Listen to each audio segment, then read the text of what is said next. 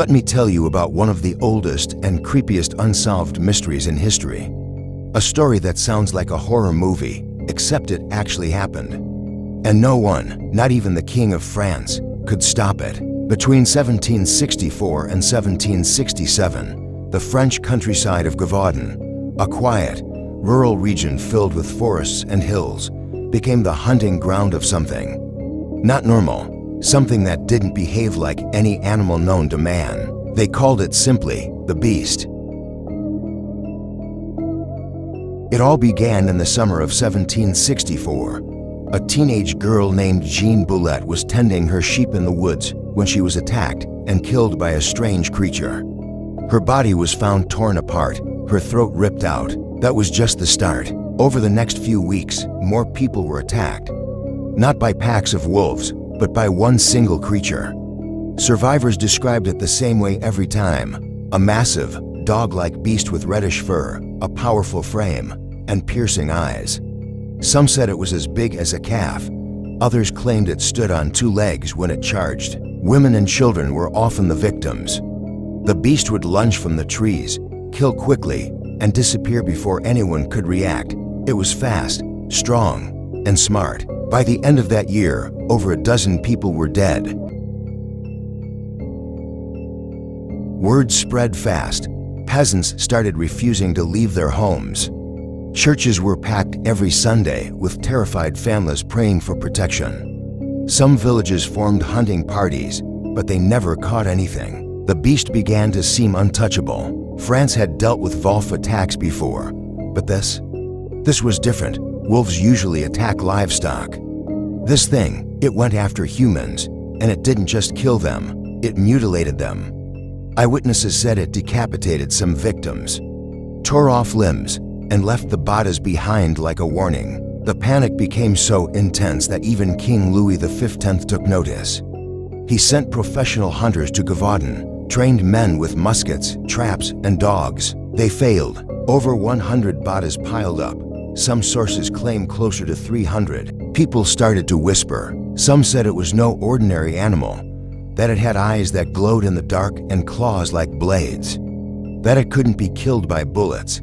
Some villagers claimed they shot it and watched it stand back up and run off like nothing happened. Others believed it was sent by God, a punishment for sins, or the devil in disguise. Then things got weirder. A few witnesses said the beast had armor, like it wore something over its body. Others said it had a long tail like a lion and moved like it was intelligent, almost like it was hunting for fun. Some believed it wasn't a beast at all, but a man in disguise. A serial killer who dressed in animal skins and used the legend to cover his crimes. But what really shook people was how the beast always escaped. Even when surrounded, even when wounded, it never got caught. Chapter 4. The Royal Hunters and the False Victory. In 1765, the king sent his best marksman, Francois Antoine. After months of failed hunts, he finally killed a massive wolf, the biggest anyone had seen. The body was paraded around like a trophy. Everyone cheered. The attacks would stop now, right? Wrong. 2 months later, the killings resumed, and they were worse. That's when Jean Chastel enters the picture. Hey guys, before we continue, don't forget to like and subscribe. It really helps the channel more than what you think. And thank you. Local hunter and rumored outsider. People said he was strange, kept to himself, and had an obsession with religion. He claimed he would kill the beast himself. In June 1767, Chastel ventured deep into the woods and claimed he faced the creature.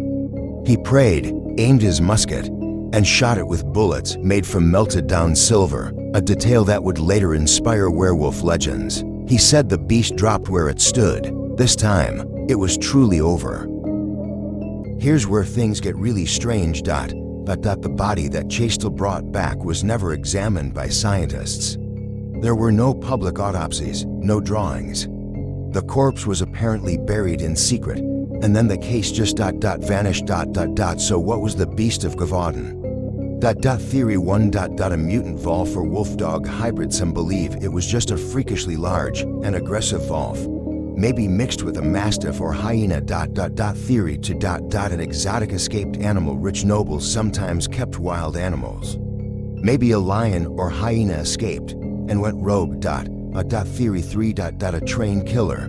Some believe the beast was trained to kill by a psychopath, possibly a nobleman who used it for his own twisted game. Theory 4. A cursed creature or shapeshifter. Villagers swore it moved like a man at times, that it was no beast, but something in between. Theory 5. Something not from this world. One theory says the beast was from somewhere else. Not a different country, a different dimension. A creature that slipped into our world, fed on fear, and then vanished.